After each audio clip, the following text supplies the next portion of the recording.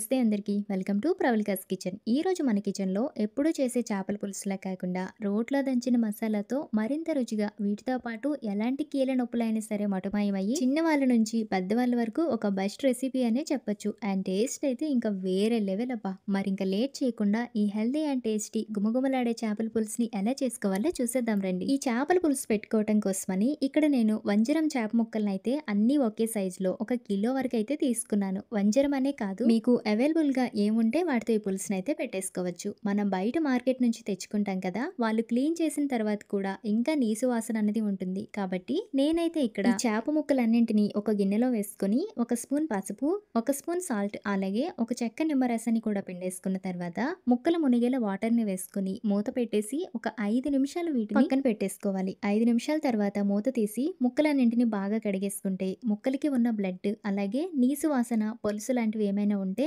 ఈజీగా పోయి ముక్కలనేవి మనకి ఫ్రెష్‌గా తయారవుతాయి. ఇలా మంచిగా కడిగేసుకున్న ముక్కల్ని పక్కన పెట్టేసుకున్నాక ఇక్కడైతే నేను 5 లేత మునగాకు రెమ్మలనైతే తీసుకున్నాను. మునగాకు గురించి అయితే మన పెద్దవాళ్ళు అప్పట్లో ఔషధంగా ఒంట్లో నొప్పులకి, కీళ్ళ నొప్పులకి నేచురల్‌గా వంటల్లో అయితే ఉపయోగించేవారంట. ఎందుకంటే మునగాకుని డైరెక్ట్‌గా కర్రీలా చేసుకున్న తినలేం కాబట్టి ఇలా నాన్ వెజ్‌లోనైనా, వెజ్ కర్రీస్‌లో అయినా ఈ మునగాకుని తీసుకుంటే టేస్ట్‌కి టేస్ట్ ఉంటుంది. హెల్త్‌కి కూడా చాలా బెనిఫిట్స్ అయితే ఉన్నాయి. అందుకనే ఇక్కడ నేను ఒక బౌల్‌కి మునగాకు రెబ్బలనైతే తీసుకుంటున్నాను. ఇప్పుడు దీన్నైతే పక్కన పెట్టేసుకొని పులుసు పెట్టుకోవటానికి ఒక బౌల్ తీసుకొని బౌల్‌లో ఒక బత్తాయికాయ సైజులో తొక్కలు నారలు లేని కొత్త చింతపండునైతే వేసుకొని బౌల్ నిండా వాటర్‌ని వేసి ఒక 20 నిమిషాల వరకు ఈ చింతపండుని నానబెట్టుకుంటే చిక్కగా ఉండే చింతపండు మగ్గు అన్నది మనకి పులుసు పెట్టుకోవడానికి రెడీ అవుతుంది. ఎప్పుడైనా సరే చేపల పులుసు పెట్టుకున్నప్పుడు ఎక్కువ చింతపండునైతే తీసుకోవాలి. ఎందుకంటే చేపల పులుసుకి మెయిన్‌గా ఉండాల్సింది పులుపు. పులుపుకి తగ్గట్టుగా మనం చింతపండు మగ్గుని కనుక వేసుకుంటే చేపల పులుసు టేస్ట్ అనేది ఇంకా బావుంటుంది. ఇప్పుడైతే స్టవ్ మీద కడాయి పెట్టుకొని కడాయిలో 1 స్పూన్ జీలకర్ర,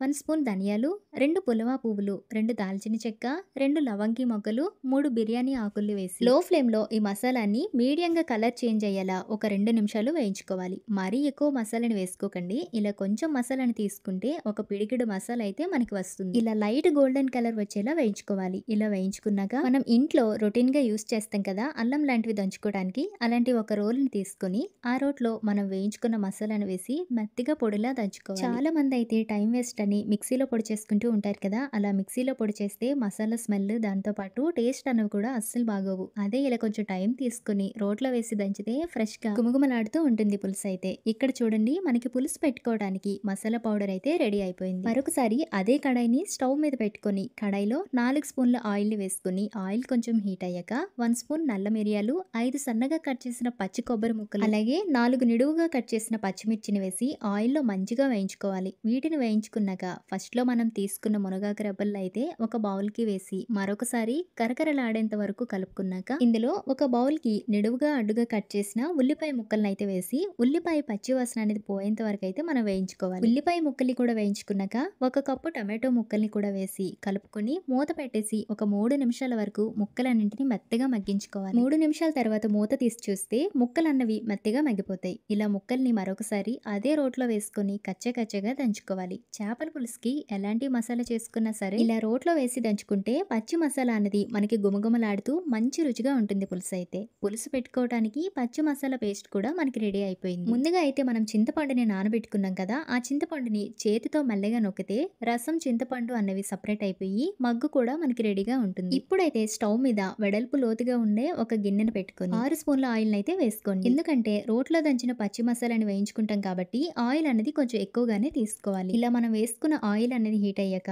దంచి పెట్టుకున్న పచ్చి మసాలా పేస్ట్‌ని వేసుకొని మీడియం ఫ్లేమ్‌లో పెట్టుకొని మెల్లగా కలుపుతూ ఈ పచ్చి మసాలా పచ్చి స్మెల్ పోయేంత వరకు 2-3 నిమిషాల వరకు అయితే వేయించుకోవాలి. గ్రేవీ కోసం అయితే నాకు ఇక్కడ ఈ పచ్చి మసాలా అనేది సరిపోతుంది. లేదు ఇంకా ఎక్కువ గ్రేవీ కావాలి అంటే 2 టమాటో పళ్ళని, 2 ఉల్లిపాయ ముక్కల్ని యాడ్ చేసుకుంటే గ్రేవీ అనేది కొంచెం ఎక్కువగానే వస్తుంది. చూసారుగా ఇక్కడ మనకి పచ్చి మసాలా అనేది ఇలా మంచిగా ఫ్రై అయిపోయాక ఇందులో రోట్లో దంచుకున్న మసాలా పొడిని వేసి మసాలాని బాగా వేయించుకోవాలి. మసాలాని కూడా కూడా బాగా వేయించుకున్నాక 1 స్పూన్ అల్లం వెల్లుల్లి పేస్ట్, 12 కరివేపాకు రెబ్బలు వేసి కరివేపాకు ఫ్లేవర్ తగిలేంత వరకు మసాలాలో వేయించుకున్నాక రుచికి సరిపడా కారం అలాగే రుచికి సరిపడా సాల్ట్‌ని వేసి మసాలా మొత్తానికి కారం, సాల్ట్ అనేవి కలిపేసుకోవాలి. ఇలా కలిపేసుకున్నాక పసుపు నీటిలో కడిగి పెట్టుకున్న చేప ముక్కలనేవి ఉన్నాయి కదా! వాటినైతే ఒక్కొక్కటిగా ఈ మసాలాలో వేసుకొని గరిటెతో పైకి, కిందకి ఇలా మెల్లగా కదుపుతూ ఉంటే మనం వేయించిన మసాలా అనేది ఈ ముక్కలకి బాగా పడుతుంది. ఇప్పుడైతే మూత పెట్టి లో ఫ్లేమ్‌లో 2 అంటే 2 నిమిషాలు వేయించుకుంటే ముక్కలు పచ్చిగా ఉండకుండా తినడానికి స్పాంజీగా చాలా తక్కువ టైంలోనే ఉడికిపోతాయి. చేప ముక్కలనేవి ఇలా మసాలాలో కొంచెం ఫ్రై అయ్యాక చింతపండు మొగ్గనైతే వేసుకోవాలి. చింతపండు మొగ్గు వేసుకున్నాక